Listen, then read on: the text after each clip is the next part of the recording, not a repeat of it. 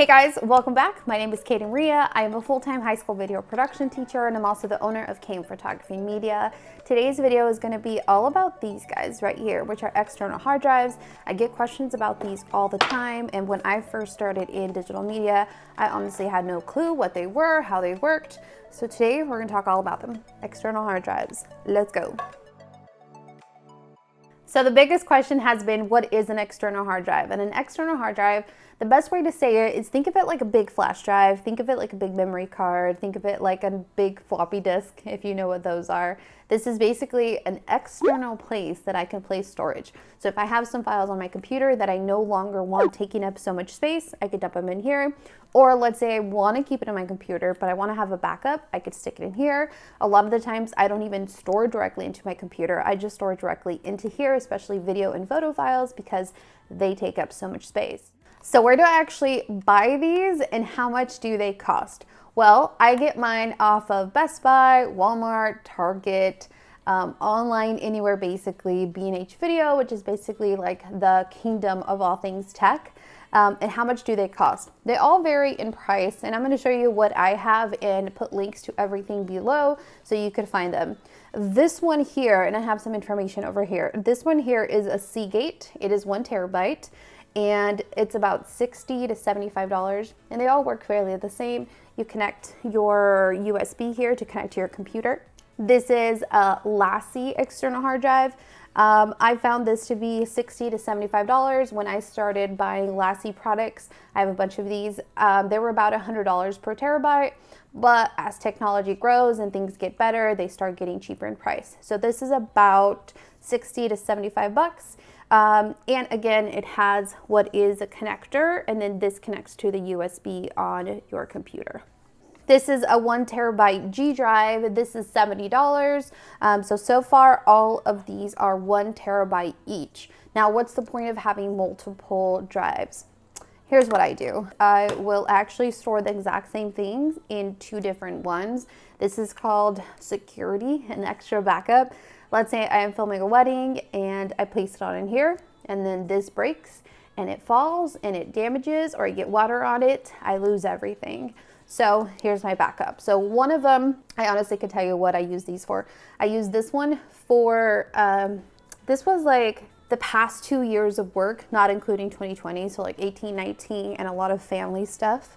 This is a lot of work stuff, and this is like current 2020 work stuff and family stuff. I'm also going to show you this one. This is the big kahuna. This is 6 terabytes in a G drive, 6.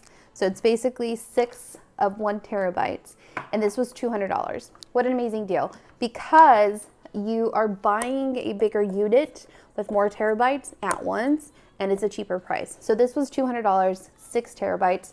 The only difference with this is, yes, it has a USB connector, but you also have to plug it in because it's just so much to work. Like, you have to plug this in order for this to turn on. This is actually my school one. I just brought it home because we're working on all of our end of the year videos. I would honestly recommend to have maybe one of those and then have some of these. Again, let's say that 6 terabyte messes up and it's completely gone, then where's your stuff gonna be, right? So always have some sort of backup. The rule of thumb is to always have an external, 2 externals, and a cloud version.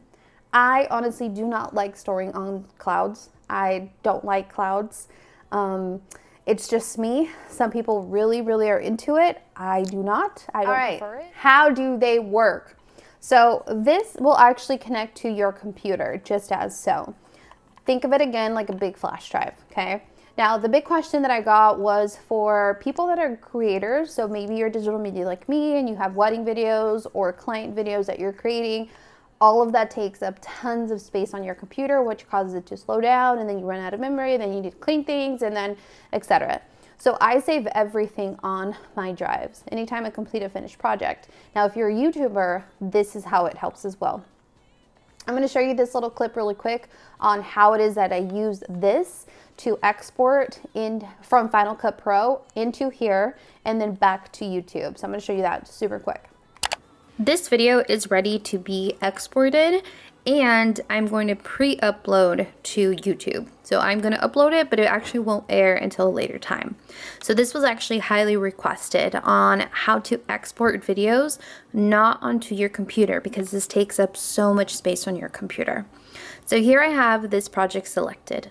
I'm going to go to File, Share, Master File. This is How to Zoom Podcast is what I've titled it. It's 8 minutes and 56 seconds, and it's 2.55 gigabytes in size. I'm going to click on Settings, and I am allowing it to be video and audio, and H.264 is the video codec. And this is what I have found to be the smallest size at the best quality that I could get. So I'm clicking on H.264. I'm going to go ahead and do next. This is the most important part right now that's going to come up. Where do you actually want to place this video?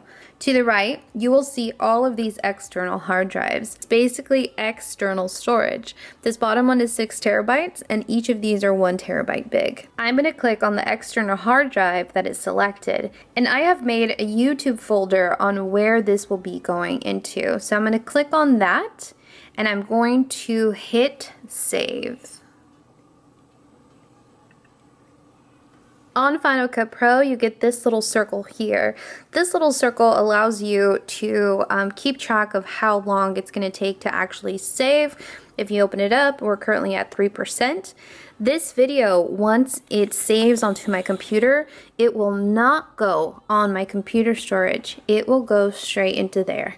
So this will not take up any space on your computer. So now that it finished and it's actually in the drive itself, the external hard drive, I'm gonna open up Handbrake. I talked about this program in my last video, which I'll link down below if you wanna check out a little bit more about this.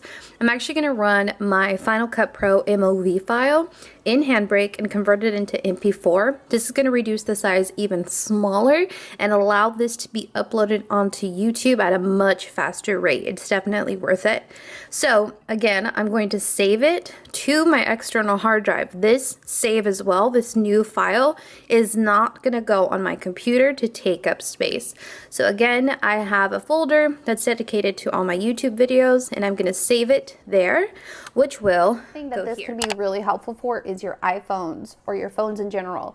A lot of you have messaged me, hey, I have tons and tons of photos and videos on my phone that are just taking up all the space, and now my phone doesn't work. Now I don't have any storage. What do I do?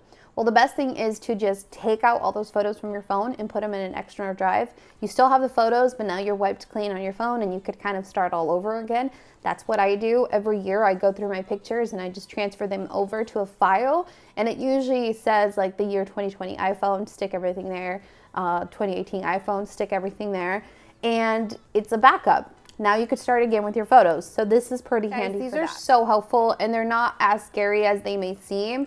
Again, think of it like a flash drive, a USB, think of it like a SD card, a floppy disk.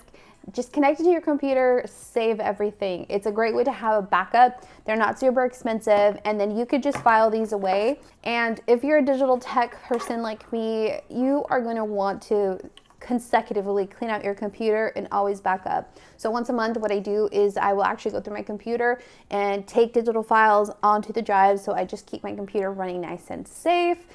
All of this is super helpful. I hope this was easy and just easy to understand. They're not super expensive. Again, I'll put the links down below on where you could buy them. If this was helpful, please make sure you give this a like button. Make sure that you subscribe before you leave, and we'll talk very soon. Bye, guys.